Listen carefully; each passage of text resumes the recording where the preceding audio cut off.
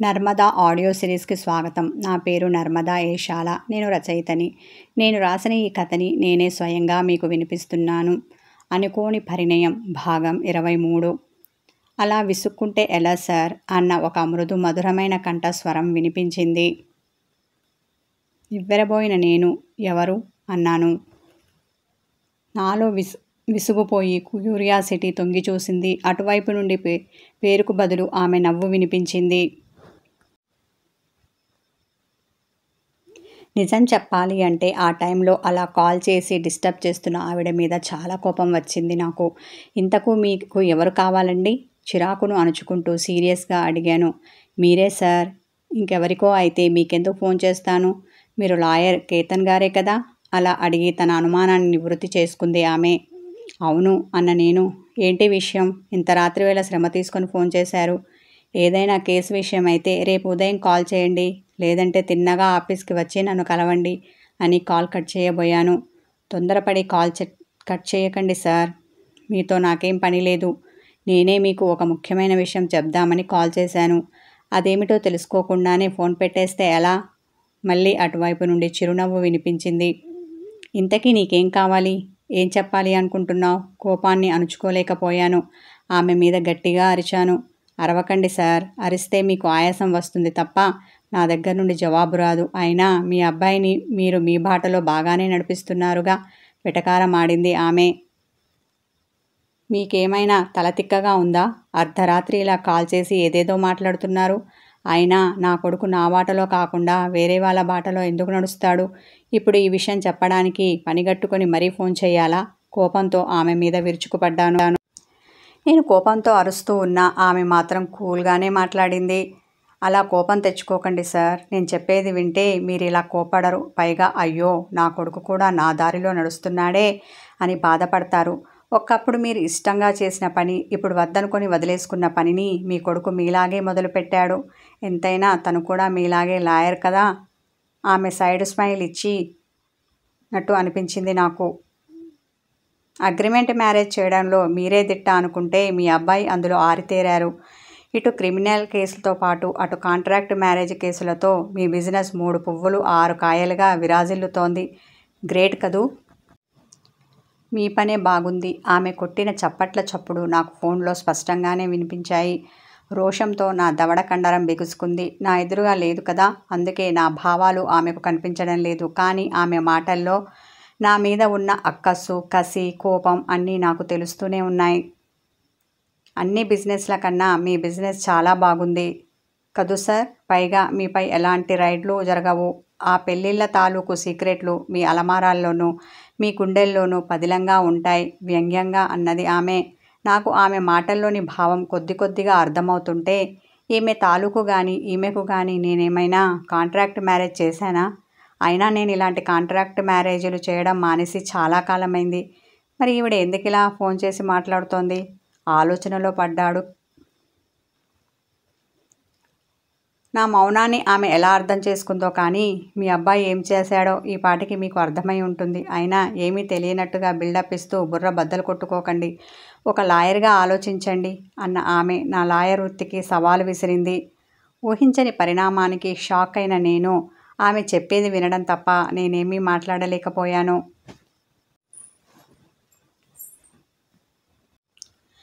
నా మౌనాన్ని ఆమె ఎలా అర్థం చేసుకుందో తెలియదు కానీ అయ్యో సార్, మీ లాయర్ తెలివి ఇంతేనా? ఇలాంటి విషయాల్లో మీరు ఎంతో షార్ప్ అనుకున్నాను. చిన్న క్లూ ఇస్తే చాలు అలా విషయం మొత్తం పట్టేస్తారు అనుకున్నాను విస్మయంతో అన్న ఆమె. సర్లేండి, మీరు మాత్రం ఏం చేస్తారు? వయసు అయిపోతుంది కదూ. ఇంతకు ముందులా ఇప్పుడు మైండ్ పనిచేయడానికి కుదరదు కదా, అందుకని మరో క్లూ ఇస్తాను అని మళ్ళీ నవ్వింది. ఆమె నవ్వులో నాకు ఎగతాళి వినిపించింది. చురక అంటించిన ఫీల్ కలిగింది. చూడు అమ్మాయి, నీకు నవ్వడం హాబీ అయి ఉంటుంది. కానీ నువ్విలా మాటిమాటికి నవ్వి ఆ నవ్వుతో నాకు చిరాకు తెప్పిస్తున్నావు. నువ్వేం చెప్పాలనుకున్నావో అది తిన్నగా చెప్పకుండా ఈ డొంక తిరుగుడంతా ఎందుకు? నువ్వు నిద్ర మానుకొని నా నిద్ర డిస్టర్బ్ చేయడం ఎందుకు? ఆ చెప్పేదేదో కాస్త త్వరగా చెప్పు తల్లి. ఇలా తీగపాకంలా సాగదీయకు. ఆమె మీద చాలా కోపంతో ఉన్నా సౌమ్యంగానే అన్నాను నేను. ఆమె గాఢంగా నిట్టూర్చి, మీ అబ్బాయి ఆఫీస్ ఫైల్స్ ఎక్కడ పెడతారో మీకు తెలిసే ఉంటుంది. తెలియకుండా ఎలా ఉంటుందిలేండి. కాంట్రాక్ట్ మ్యారేజ్లు సీక్రెట్లన్నీ మీ కబోర్డ్లో ఉన్న ఫైళ్లలోనూ, వాళ్ళు ఇచ్చిన డబ్బులు దస్కం అంతా బ్యాంకుల్లోనూ పదిలంగా ఉంటుంది కదా. మరోసారి వ్యంగ్యపు నవ్వింది ఆమె. నాకు వస్తున్న కోపాన్ని పిడికిలి బిగించి అతి కష్టం మీద అణుచుకున్నాను.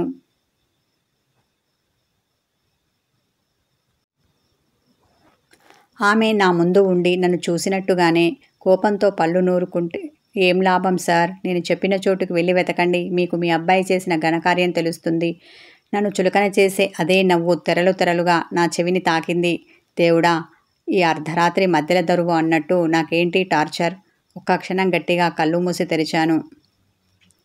ఇంతసేపు మాట్లాడిన ఆమె ఇక మాట్లాడడానికి ఏమీ లేదు అనుకుందో ఏమో. కాల్ కట్ చేయబోతుంటే ఇంతకీ ఆమెవరో చెప్పనే లేదు అనుకొని హలో హలో కంగారు పడ్డాను నేను. ఆమె నా మాట వినిపించుకోకుండా టక్కున ఫోన్ పెట్టేసింది. ఆ తర్వాత మళ్ళీ నేను కాలు కలిపినా కలవలేదు. ఆమె మాట్లాడుతున్నంతసేపు ఎందుకో నాకు ఊపిరి ఆడనట్టు అనిపించింది. ఉఫ్, నోటి నిండా గాలిని వదిలి మనసు తేలికపరుచుకున్నాను. ఇంతకు నాతో మాట్లాడింది అమ్మాయేనా, లేదంటే ఇప్పుడొచ్చిన వాయిస్ చేంజ్ యాప్ యూజ్ చేసి అబ్బాయి మాట్లాడా అన్న అనుమానం ఆలోచన నా బుర్రని తొలవడం మొదలుపెట్టింది. ఒక్కసారిగా తల విదిలించి తల బరువు తగ్గించుకున్నాను. నేను చేస్తున్న పనిని పక్కన పెట్టేసి మన ఆఫీస్ గదిలో ఫైల్స్ ఉన్న కబోర్డ్ అంతా వెతికాను. చాలాసేపటికి కానీ నాకు కావలసిన ఫైల్ దొరకలేదు. ఆమె అబద్ధం చెప్పిందా, నన్ను తప్పుదారి పట్టించాలని చూసిందా అని ఆ క్షణం అనిపించింది కూడా. విసుగుని పక్కన పెట్టి లేని ఓపికను తెచ్చుకొని మరింత శ్రద్ధతో వెతికితే కానీ నాకు కావలసింది దొరకలేదు. ఆ ఫైల్ చేతికి రాగానే దీర్ఘంగా శ్వాస తీసుకొని వదిలాను. అన్న కేతన్ ఆనాటి డ్రెస్ గుర్తుకు రాగా సిగరెట్ వెలిగించాడు. ఎంతో ఒత్తిడికి గురైతే తప్ప సిగరెట్ వెలిగించని కేతన్ ఇప్పుడు సిగరెట్ వెలిగించి తన పెదాల మధ్య పెట్టుకొని దమ్ములాగాడు. అంటే నాన్న, మీకు ధైర్యం చాలక మాటను మధ్యలో ఆపేశాడు శౌర్య. అవునురా, నువ్వు తయారు చేయించిన మ్యారేజ్ కాంట్రాక్ట్ పేపర్లు దొరికాయి. అప్పుడే తెలిసింది నువ్వు మేఘకి కాంట్రాక్ట్ మ్యారేజ్ చేయించావని. కాకపోతే అందులో మేఘ సంతకం మాత్రమే ఉంది, అతని భార్య సంతకం లేదు. అంటే ఈ అగ్రిమెంట్ అనేది ఉర్వికి మేఘకి మధ్య జరగలేదు అన్న విషయం అర్థమైంది. అందులో ఉన్న మరో 2 సంతకాలు ఎవరివో నాకు అర్థం కాలేదు. అయినా వాటి గురించి ఆలోచన అప్పుడు అప్రస్తుతం అనుకున్నాను. ఇప్పుడు అర్జెంటుగా మేఘు పెళ్లి చేసుకున్నాడు అన్న విషయం లోకానికి తెలియాలి అనుకున్నాను. లేదంటే అతన్ని చేసుకున్న ఆ అమ్మాయి జీవితం నాశనమైపోతుందేమోనన్న కంగారు నాలో మొదలైంది. ఇంతకు ముందులాగానే ఒకరి జీవితం నాశనమైంది. అప్పటి నుండి నేను ఈ కాంట్రాక్ట్ మ్యారేజ్ చేయడం మానేశాను. ఎంత పెద్ద ఆఫర్ ఇచ్చినా వద్దు, అలా చేసుకోవడం తప్పు, సరైన నిర్ణయం కాదని సర్ది చెప్పాను. అయినా ఇంత పెద్ద నిర్ణయం నువ్వు తీసుకున్నప్పుడు నాకు ఒక్క మాట చెప్పాలని నీకు అనిపించలేదా? అతను నీకు ఎంత స్నేహితుడైనా నాకు కూడా నా స్నేహితుని కొడుకే కదా. వాడి బాగోగులు నీకెంత ముఖ్యమో నాకు కూడా అంతే ముఖ్యం కదా. ఆవేదనతో వాపోయిన కేతన్, ఒక్క మాట నాకు చెప్పి ఉంటే నేను ఈ సమస్యను మరోలా హ్యాండిల్ చేసేవాడిని. పాపం ఆ అమ్మాయి మేఘ చేతిలో ఎన్ని కష్టాలు పడుతోందో ఏమిటో. కనీసం తమ పెళ్లి జరిగినట్టున్న విషయం అందరికీ తెలిస్తేనైనా లోకానికి సమాజానికి భయపడిన మేఘ ఆ అమ్మాయిని టార్చర్ పెట్టకుండా ఉంటాడు కదా అన్న ఆశ నాది. కాంట్రాక్ట్ గడువు ముగిసిన తర్వాత ఆ అమ్మాయిని వదిలేయకుండా వాళ్ళ నాన్నలాగా జీవితాంతం భార్యగా చూసుకుంటాడు అన్న ఆలోచనతోనే వాళ్ళ పెళ్లిని అందరి ముందు అనౌన్స్ చేయాలి అనుకున్నాను. అలాగే అనౌన్స్ చేశాను కూడా. కానీ నా చేతిలో అగ్రిమెంట్ పేపర్స్ మాత్రమే ఉన్నాయి. ఖచ్చితంగా వాళ్లకు పెళ్లి జరిగింది అనడానికి ప్రూఫ్ లేదు. వాడికి పెళ్ళయిందా లేదా తెలుసుకోవడం ఎలా అని బుర్రలు బద్దలు కొట్టుకున్నాను. నిన్ను అడిగితే నువ్వు చెప్పవని నాకు తెలుసు, కానీ ఎలాగైనా తెలుసుకోవాలి అని ఆ రాత్రంతా ఆలోచించాను. తలుక్కున నా మదిలో ఒకడు మెదిలాడు. వాణ్ణి కదిపితే చాలు, తీగలాగితే డొంక కదిలినట్టు ఈ పెళ్లి రహస్యం బయటపడుతుంది అనుకున్నాను. అలా అనుకోగానే నా మనసుకు కొంత శాంతి లభించింది. అప్పటికే తెల్లవార వచ్చింది. 1 గంటసేపు పడుకొని నిద్రపోయాను. ఉదయం లేవగానే కాలకృత్యాలు తీర్చుకోవడానికి ఇవ్వవలసిన ఇంపార్టెన్స్ ఇవ్వకుండా అతనికి ఇంపార్టెన్స్ ఇచ్చి సెల్ ఫోన్ తీసుకొని కాల్ కలిపాను. అవతలి వైపు సెల్ ఫోన్ రింగ్ అవుతోంది. కానీ వాడు ఎత్తి చావడం లేదు. వెధవ ఇంకా లేచినట్టు లేడు అని తిట్టుకుంటూ కట్టయిన కాల్ని మళ్ళీ కలిపాను. నిద్రమొహం వెధవ ఆవలిస్తూ హలో అన్నాడు. ఏరా గోపాల్, రాత్రి బాగా తాగి పడుకున్నావా? అనుమానంతో అడిగాను. లేదు సార్. కానీ మీరెవరు? ఇంకా నిద్రమత్తు వదలని గోపాల్ అన్నాడు. నేనెవరో గుర్తుపట్టడం లేదు కాబట్టే అడుగుతున్నానురా. రాత్రి బాగా తాగావా? అనామిక మేడం లేదు కదా. ఇక నీ ఇచ్చా నీరచ్చా. నీకు మీ చిన్నయ్య గారి ఆగడాలకి అడ్డేముంది, అదుపేముంది? కోపగించుకున్నాను.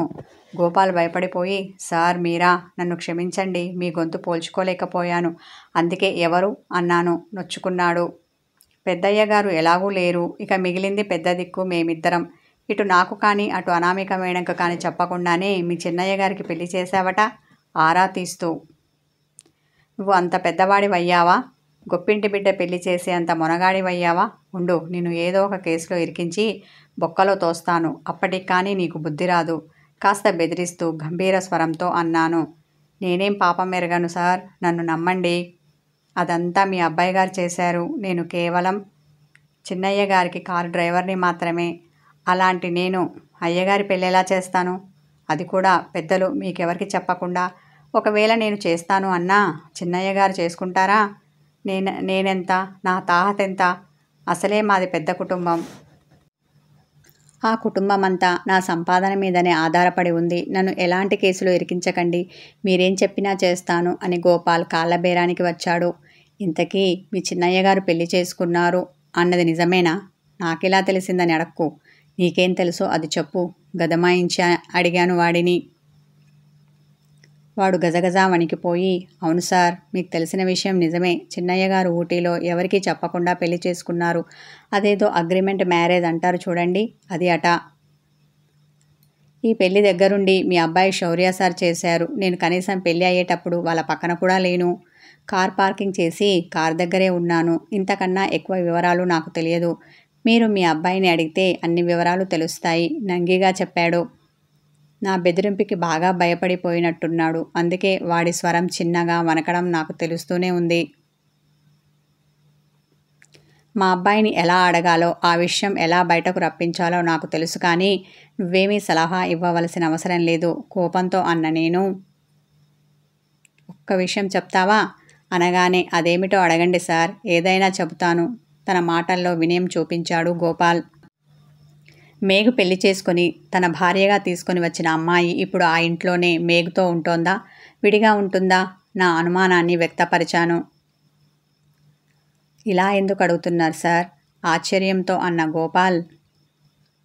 తను ఈ ఇంట్లోనే ఉంటుంది, అయ్యగారితో పాటు తన గదిలోనే పడుకుంటుంది. అయినా పెళ్ళైన తర్వాత భార్యాభర్తలు ఒక్క దగ్గర ఉండకుండా విడిగా ఉంటారా సార్? మీరు మీ అనుమానాలను చిన్నగా నసిగాడు. సరే అయితే నువ్వు ఆ అమ్మాయి ఫోటో ఉంటే పంపించు అన్నాను. ఫోటో నా దగ్గర ఎందుకుంటుంది సార్? ఉంటే గింటే అది కూడా మీ అబ్బాయి శౌర్య సార్ దగ్గర ఉండాలి. పెళ్ళి అయ్యేటప్పుడు తనే గదా దగ్గరుండి ఫోటోలు తీసింది అన్నాడు. ఇలాంటి ఎక్స్ట్రాలే వద్దన్నాను. నీ దగ్గర తన ఫోటో లేకుంటే చాటుగానైనా ఫోటోనో వీడియోనో ఏదో ఒకటి తీసి అర్జెంటుగా పంపించు, ఆర్డర్ వేశాను. ఫోటో అయితే తీయగలనో లేదో గాని సార్, తను ఇప్పుడే వచ్చి తులసికోట దగ్గర దీపం వెలిగించి ప్రదక్షిణ చేస్తోంది. నేను చాటుగా వీడియో తీసి పంపిస్తాను అని కాల్ కట్ చేశాడు గోపాల్. ఓ 10 నిమిషాల తర్వాత ఒక వీడియో పంపించాడు గోపాల్. కథ కొనసాగుతుంది. వీడియోని స్కిప్ చేయకుండా చివరి వరకు చూడండి. నా కథ నచ్చితే లైక్ చేయండి, కామెంట్ చేయండి, హైప్ చేయండి, నన్ను సబ్స్క్రైబ్ చేసుకోండి. Thank you.